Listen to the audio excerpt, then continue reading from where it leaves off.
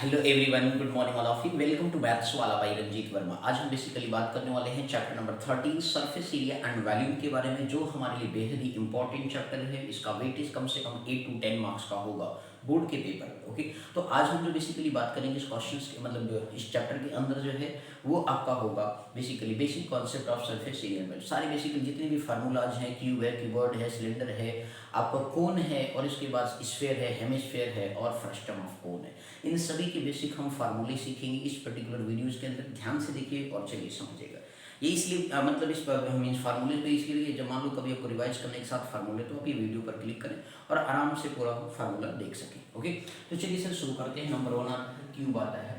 जब आप basically cube के बारे में बात करते हैं तो उस पर्टिकुलर केस में आपसे ये कहा गया, जब आप क्यूब के बारे में बात करते हैं तो क्यूब जो होता है आपको सबसे पहले ये ध्यान रखना चाहिए कि क्यूब बनता है किससे, तो दो स्क्वायर से मिलकर के क्या होता है सर, फॉर्म होता है। किससे बनता है? दो स्क्वायर से।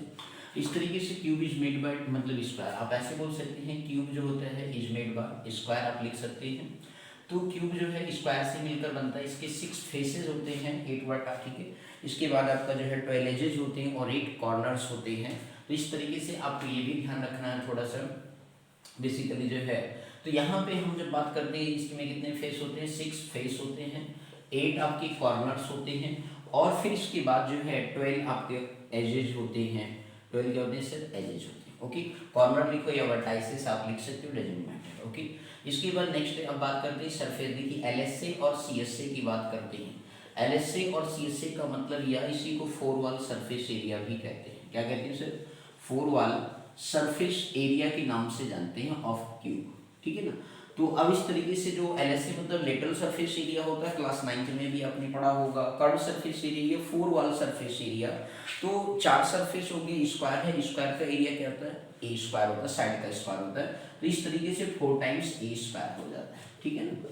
इसके बाद जो है नेक्स्ट आपसे ये कहा गया, यदि आप टोटल सरफेस एरिया की बात करेंगे, total surface area, total surface area of cube के बारे में बात करेंगे तो उसके इसमें 6 फेस है, इसलिए 6a स्क्वायर आ जाएगा। आपके पास कितना आ जाएगा? 6a स्क्वायर आ जाएगा।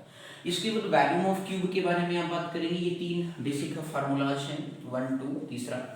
वॉल्यूम ऑफ क्यूब के बारे में जब आप बात करेंगे तो वो आपका क्या होता है? साइड का क्यूब हो जाएगा, क्योंकि 3 डायमेंशन होता है, एल बी एच होता है और तीनों सेम होते हैं, तो साइड का क्यूब आ गया, दैट मीन्स ए क्यूब हो जाता है। इसी तरीके से आगे जो है, तो ये इतने बेसिक फार्मूले थे, इसको आपको अपने दिमाग में रखना होगा। यदि आप डायगोनल ऑफ क्यूब के बारे में बात करेंगे, ध्यान दीजिए, डायगोनल ऑफ क्यूब के बारे में बात करेंगे तो डी बराबर याद रखना √3 टाइम्स ए होता है। कितना होता है? √3 टाइम्स ए इंटू साइड होता है।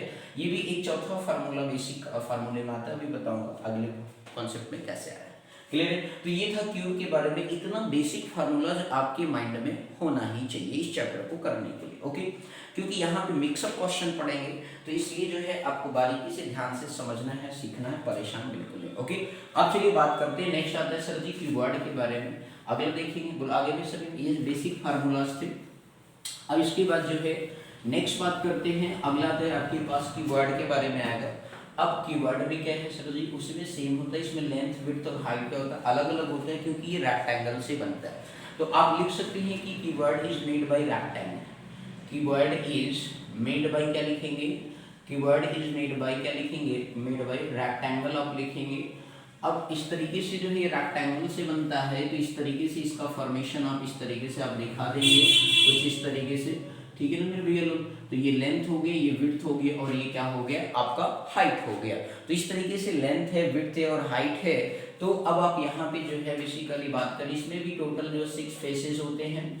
अगेन वही सेम बातें होती हैं, 6 फेस होते हैं, 8 आपके बेसिकली कॉर्नर्स होते हैं, और इसके बाद आपका 12 क्या होता है सर? एजेज होता है।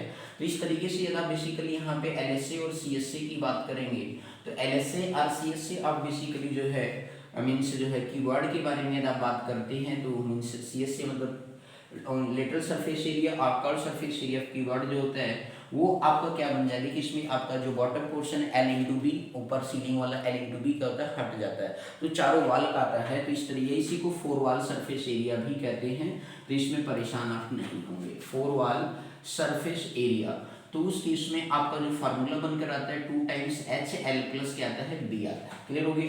2 टाइम्स एच एल प्लस क्या होता है बी होता है। इसके बाद जो है total surface area of keyword के बारे में जब आप बात करेंगे, total surface area formula number 2, यदि आप बात करते हैं total surface area of keyword के बारे में जब आप बात करेंगे तो 2 टाइम्स होता है L into B, cyclic order याद रखो, एल बी बी एच और एच एल। क्लियर है ना? तो इस तरीके से एल बी बी एच और क्या है सर एच एल, ये आपके पास फार्मूला होता है। ठीक, इसी तरीके से फार्मूला नंबर 3 की तरफ चलते हैं। तो आप कहते हैं सर वैल्यूम ऑफ कीवर्ड के बारे में। तो वैल्यूम ऑफ कीवर्ड के बारे में जब आप बात करते हैं तो उस पर्टिकुलर केस में आपके पास क्या जाता है एल बी और एच, तीनों का प्रोडक्ट ये आपका बन जाता है बेसिकली जो है एल बी एच, इस तरीके से आपका फॉर्म हो गया। ठीक है ना? वैल्यूम ऑफ क्या बन गया सर कीवर्ड बन गया। ओके, अब इसी तरीके से जो है सर फार्मूला नंबर 4 बात करते हैं डायगोनल ऑफ कीवर्ड। यदि आपको निकालना हो या समथिंग कुछ ऐसे दिया गया है तो इसमें डायमेंशन क्या होते हैं सर अलग अलग होते हैं। तो इसका डायगोनल जो हो जाता है कीवर्ड का रूट में क्या होता है sir ji L square plus B square plus आपका एच स्क्वायर, कुछ किताबों में दिया होगा, आर डी शर्मा में आपको मिलेगा। ओके, तो डायगोनल ऑफ जो कीवर्ड है रूट में L square plus B square plus H square.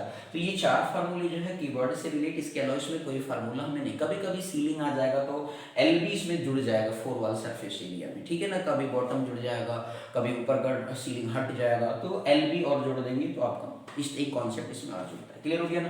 तो इस तरीके से कहने का मतलब है आपको ये ध्यान में रखना होगा। बोलो बात समझ में आ गया मेरे भैया लोग? ठीक, कोई दिक्कत तो नहीं? ठीक, अब इसके बाद नेक्स्ट बात करते हैं सर सिलेंडर के बारे में। क्लियर है ना? तो एक बारी बारी से सीख लेते हैं। नेक्स्ट है आपके पास सिलेंडर। सिलेंडर ध्यान से देखिएगा, काफी अच्छा है, ध्यान से समझिएगा मेरे भैया लोग सिलेंडर के बारे में। तो सिलेंडर में क्या होता है कि सर जी आपका बेसिकली ध्यान दीजिएगा, सिलेंडर सभी आप लोगों ने देखा, बेलनाकार हिंदी भाषा भी है, 2 सर्कुलर रीजन हो गया, एक आपका बेसिकली बीच में रेक्टेंगुलर फॉर्म होता है, ये कुछ इस तरीके से, ये आपका रेडियस हो गया बेसिकली सिलेंडर का, और ये बीच के दोनों की सेंटर बीच की डिस्टेंस जो होती है वो हाइट आपकी कहलाती है। तो इस तरीके से जो है इसका आप एल एस से निकालते हैं, सी एस से जो कर्व सरफेस एरिया निकालते हैं, तो आपका ये सर्कुलर फॉर्म में सर्कमफेरेंस देकर 2 पाई और बीच की हाइट से मल्टीप्लाई कर देते हैं। देखो पाई आर यहाँ से कट आ गया, यहाँ से पाई आर आ गया, तो 2 पाई आर बन गया, और इसके बाद बीच की जो ये हाइट है वो आपका पाई है। जैसे हाफ सेमी सर्कल हो गया ना इतना पर, तो सेमी सर्कल का क्या होता है पाई आर होता है, यहाँ से भी कितना हो गया पाई आर हो गया, बीच की हाइट आपका जुड़ गया इनटू मल्टीप्लाई एच हो गया। तो इस तरीके से आप लिखेंगे एल एस से मतलब लेटरल सरफेस एरिया और सी एस से कर्व सरफेस एरिया ऑफ जो है आई मीन सिलेंडर की बात कर रहे हैं, तो उस केस में आपके पास जो फार्मूला आ गया वो बनता है 2 पाई आर एच होता है। अब बात करते हैं टोटल सर्कल। देखिए एक सर्कल का एरिया यहाँ पे क्या है सर पाई आर स्क्वायर है, और यहाँ पे देखिए तो क्या है सर पाई आर स्क्वायर है। ठीक है ना?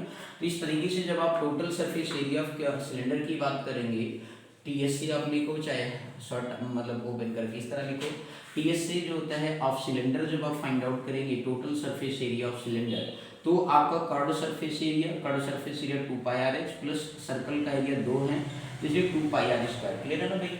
तो इस तरीके से जो है 2 पाई आर यहाँ भी है, 2 पाई आर यहाँ पर भी है, इस तरीके से आप क्या करेंगे सर कॉमन कर लेंगे।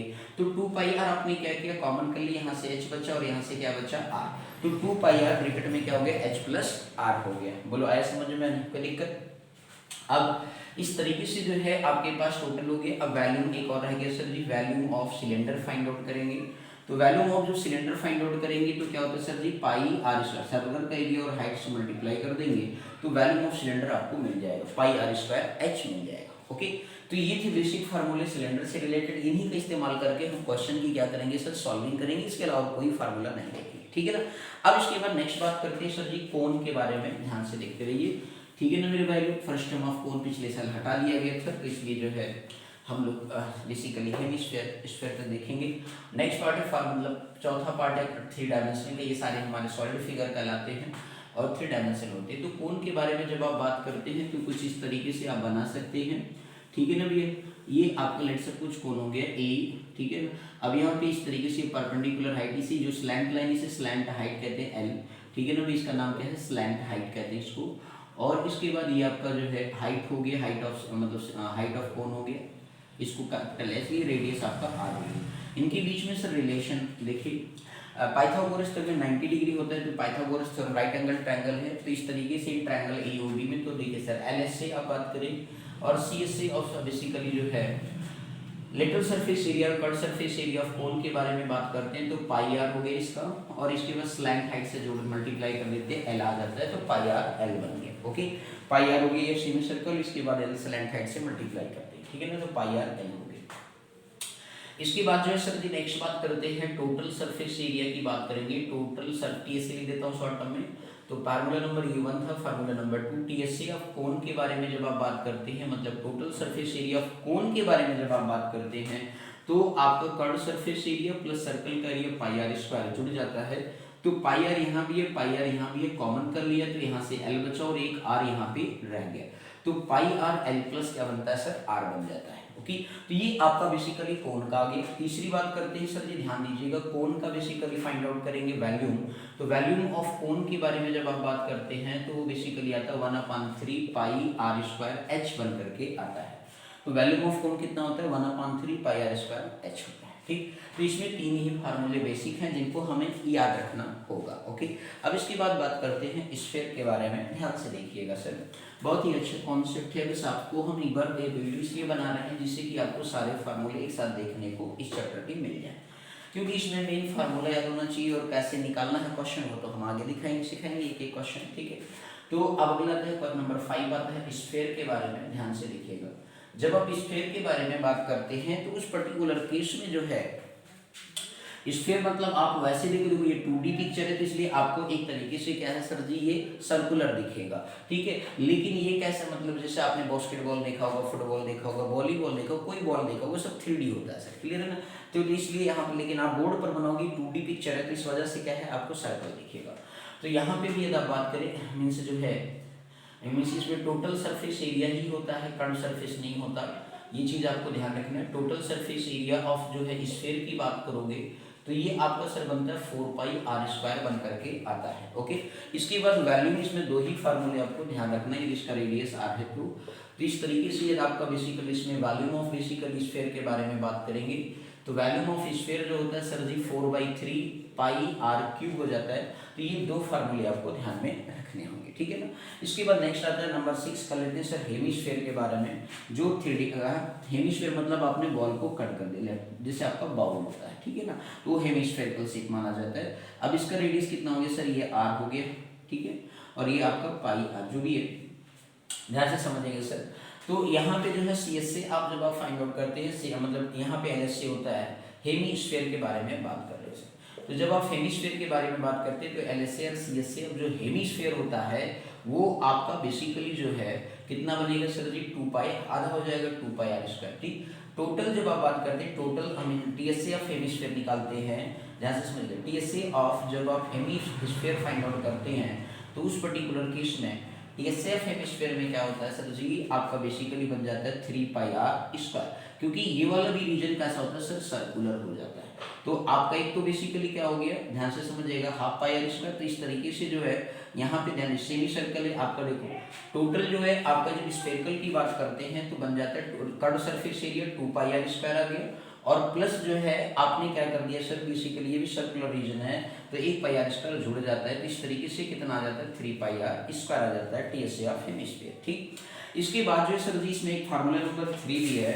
फार्मूला नंबर 3 मतलब वैल्यूम की बात करते हैं, तो वैल्यूम ऑफ हेमिस्फीयर के बारे में जब आप बात करेंगे सर तो उस पर्टिकुलर केस में आपके पास जो वैल्यू बन करके आएगा 2/3 हो जाएगा पाई आर क्यूब बन के आता है। जैसे यहाँ 4/3 है तो उसका हाफ हो जाता है, हेमिस्फीयर है, हेमी मतलब आधा होता है, तो इसलिए 2/3 पाई आर क्यूब बन जाता है। तो ये थे कुछ बेसिक फार्मूला जो हम बेसिकली इस चैप्टर के अंदर क्वेश्चंस में यूज करेंगे, क्योंकि ये फार्मूले मैं बार बार अलग अलग बताता हर जगह लिखूंगा तो है ही, ये तो आप जानते हो हमारी आदत, लेकिन फिर भी आपको नॉलेज के लिए एक साथ मैंने वीडियो बना दिया 10-5 मिनट जो भी लगे, ठीक है ना। तो इसे अच्छे से रिमेंबर कर लेंगे, अच्छे से जब भी कभी जरूरत पड़ेगी फार्मूला एक साथ देखना है तो कॉपी में एक बार नोट डाउन कर लेंगे, तो बार बार वीडियो भी देखना नहीं पड़ेगा, केवल एक बार। ओके, और जिन भाई लोगों ने सब्सक्राइब नहीं किया है, नया चैप्टर चालू कर दिया हूँ सरफेस एरिया वैल्यूम, कल से क्वेश्चन धड़ाधड़ देखेंगे, सीखेंगे मस्त मोड में। ओके, तो चलिए सर कल से मिलते हैं वीडियो पे क्वेश्चन के साथ, ठीक है। आज के लिए बस इतना ही, फार्मूले के साथ ड्रॉप करते हैं। Okay sir, thank you so much for watching this video, thank you.